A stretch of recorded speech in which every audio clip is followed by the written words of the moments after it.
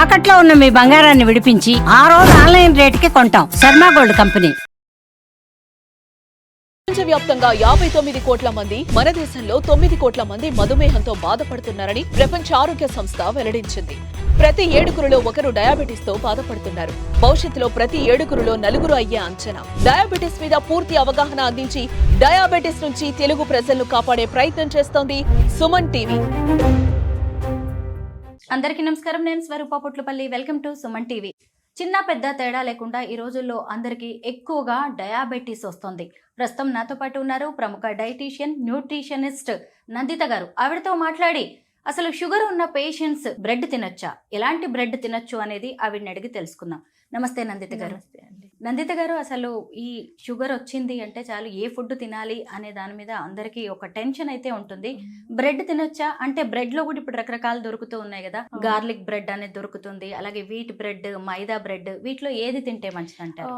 Diabetes తో suffer అవుతున్న వాళ్ళు ఏ బ్రెడ్ తీసుకోకూడదు. వైట్ బ్రెడ్ తీసుకోకూడదు, బ్రౌన్ బ్రెడ్ తీసుకోకూడదు, మల్టీ బ్రెడ్ తీసుకోకూడదు, గార్లిక్ బ్రెడ్ తీసుకోకూడదు అనమాట.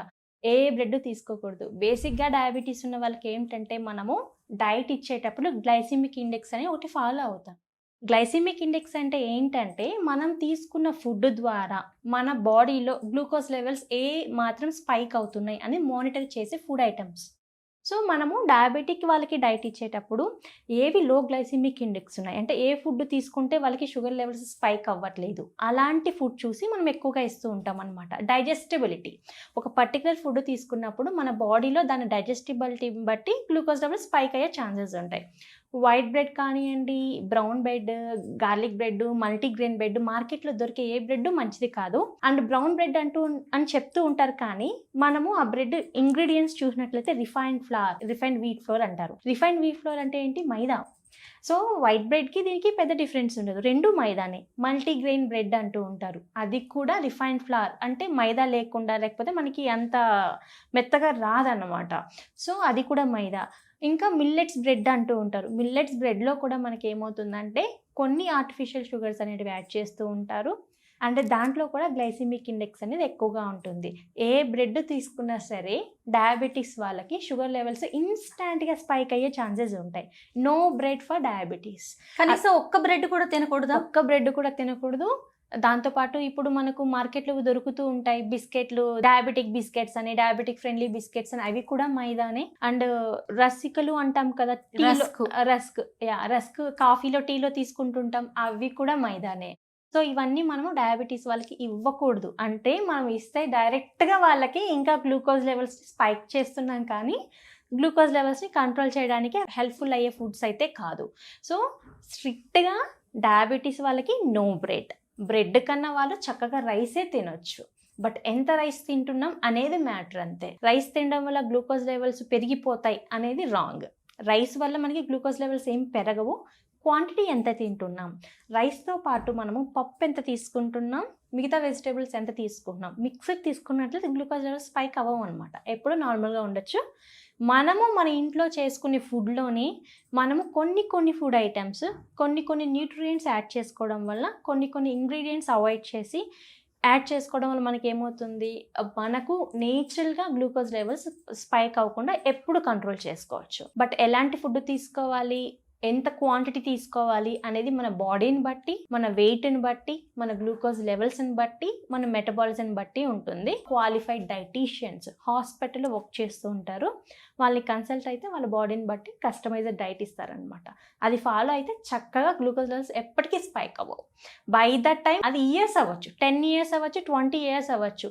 చక్కగా డైట్ ఫాలో అయ్యి స్ట్రెస్ని మేనేజ్ చేసుకుంటూ మోడరేట్ ఫిజికల్ యాక్టివిటీ ఉంటే ఎప్పటికైనా సరే గ్లూకోజ్ లెవెల్స్ని కంట్రోల్ చేసుకోవచ్చు. So no bread for diabetes. ఎందుకంటే 100% అది గ్లైసిమిక్ ఇండెక్స్ ఉంటుంది, తిన్న వెంటనే పెరిగిపోతుంది గ్లూకోజ్ లెవెల్స్. సో గోధుమ పిండితో చేసిన వీట్ బ్రెడ్ కూడా తినకూడదు. దాంట్లో కూడా గ్లైసిమిక్ ఇండెక్స్ అంటే అది కూడా మనకి గ్లూకోజ్ లెవెల్స్ స్పైక్ చేస్తుంది. చపాతీలు, రోటీస్ తినమని చెప్తారు కదా, మరి బ్రెడ్ ఎందుకు తినకూడదు? Chapatis, rotis process is different. Bread లో మనము ప్రాసెస్ చేసేటప్పుడు కొంతమంది ఆర్టిఫిషియల్ స్వీట్నెస్ యాడ్ చేస్తారు. So home made bread is different, మార్కెట్లో దొరికే బ్రెడ్ డిఫరెంట్. అండ్ దాంట్లో షుగర్ అనేది ఉంటుంది, అయోడైజ్డ్ సాల్ట్ అనేది ఉంటుంది అనమాట. అండ్ దీంతో పాటు రిఫైన్డ్ ఫ్లవర్ మనం చూస్తాం ఇంగ్రీడియంట్స్లోనే మెన్షన్ చేస్తారు వారు రిఫైన్డ్ వీట్ ఫ్లోర్ అని, అంటే మైదా అంతే, మైదా తింటే డెఫినెట్లీ స్పైక్ అవుతుంది. అండ్ రోటీ ఏంటంటే రోటీ తినొచ్చు అని చెప్తారు, ఎందుకంటే నార్త్ సైడ్ వాళ్ళకి రోటీయే ఫుడ్. బట్ రోటీ రైస్ రెండు కంపేర్ చేసుకుంటే మనకి రైసే బెస్ట్ ఆప్షన్ అని చెప్పొచ్చు. డయాబెటీస్ ఉన్న వాళ్ళు చాలా మంది మన సౌత్ వాళ్ళకి చపాతీ నచ్చకపోయినా తింటూ ఉంటారు, ఎందుకంటే నాకు డయాబెటీస్ ఉందండి నేను చపాతీ తినాలి లేకపోతే షుగర్ లెవెల్స్ పెరిగిపోతాయి అనేసి ఒక ఉంటుంది అనమాట. కానీ చపాతీ రైస్ రెండిట్లో glycemic index compare to chapati రైస్లో గ్లైసిమిక్ ఇండెక్స్ తక్కువే ఉంటుంది. ప్లస్ రైస్ తీసుకుంటే మనకి బ్లోటింగ్ కానీ ఎసిడిటీ కానీ ఇలాంటి ప్రాబ్లమ్స్ ఉండవు. కొంతమందికి గ్లూటెన్ ఇంటాలరెన్స్ ఉంటుంది అనమాట, అది వీట్ తీసుకుంటే వాళ్ళకి ఎక్కువ అయిపోతుంది. కాబట్టి డయాబెటీస్ ఉన్న వాళ్ళు కూడా చక్కగా రైస్ తీసుకోవచ్చు. బట్ ఎంత క్వాంటిటీ తీసుకుంటున్నాం అనేది ఇంపార్టెంట్, ఎందుకంటే మన ఇండియన్ డైట్లో ఎక్కువగా సౌత్ డైట్లో ఎక్కువ కార్బోహైడ్రేట్ ఉంటుంది. కార్బోహైడ్రేట్ ఏం చేస్తుంది మనకి 1 గ్రామ్ తీసుకుంటే 4 కిలో క్యాలరీస్. అంటే మనము బ్రేక్ఫాస్ట్ నుంచి నైట్ డిన్నర్ వరకు ఎక్కువగా కార్బోహైడ్రేట్ తీసేసుకొని, అంటే ఇడ్లీ దోశ వాటి దాని నుంచి మనం లెక్కేసుకుంటే మధ్యాహ్నం లంచ్లో రైస్ కానీ డిన్నర్లో రైస్ కానీ మొత్తం ఏమవుతుంది అన్ని క్యాలరీస్ వస్తున్నాయి. అవి మనం ఎలా అరిగిస్తున్నాం, ఎలా బర్న్ చేస్తున్నాం అనేది కూడా ఇంపార్టెంట్. అది ఫ్యాట్ లాగా కన్వర్ట్ అయిపోయి ప్రొలాంగ్ టైము ఫిజికల్ యాక్టివిటీ లేకుండా తినడం వల్ల గ్లూకోజ్ లెవెల్స్ స్పైక్ అవుతాయి. లేదు మేము గ్లూకోజ్ లెవెల్స్ని నేచురల్గా కంట్రోల్ చేసుకోవాలి, మాకు రోటీస్ వద్దు, మాకు రైసే కావాలంటే చక్కగా రైస్ తినొచ్చు. రైస్లో కావాలంటే ఒక స్పూన్ నెయ్యి కూడా వేసుకోవచ్చు. నెయ్యి వేసుకోవడం వల్ల రైస్లో ఉండే గ్లైసిమిక్ ఇండెక్స్ తగ్గుతుంది అనమాట, వేడి వేడి అన్నంలో నెయ్యి వేయడం వలన. సో దానివల్ల కూడా మనకి గ్లూకోజ్ లెవెల్స్ స్పైక్ అవ్వకుండా చూసుకోవచ్చు. సో ఇలాంటివి ఇంకా ఎక్కువగా మనకి అవేర్నెస్ రావాలంటే హెల్త్ కేర్ ప్రొఫెషనల్ లైక్ డైటీషియన్స్ని కన్సల్ట్ అవ్వడం వల్ల కంప్లీట్ డేటా అనేది ఇస్తారు, డీటెయిల్స్ ఇస్తారు. దాని ప్రకారం మనం ఏం తినాలి ఎంత తినాలో తింటే సరిపోతుంది. నందిత గారు చెప్పింది చూసారు కదా, బ్రెడ్ తినడం షుగర్ పేషెంట్స్కి ఏమాత్రం మంచిది కాదని చెప్తున్నారు. ముఖ్యంగా అందులో వాడే పిండి అనే కాదు, ఏ విధంగా దాన్ని తయారు చేస్తున్నారు అనేది కూడా ఇంపార్టెంట్ అని ఆవిడ వివరించారు. Thank you so much. Thank you.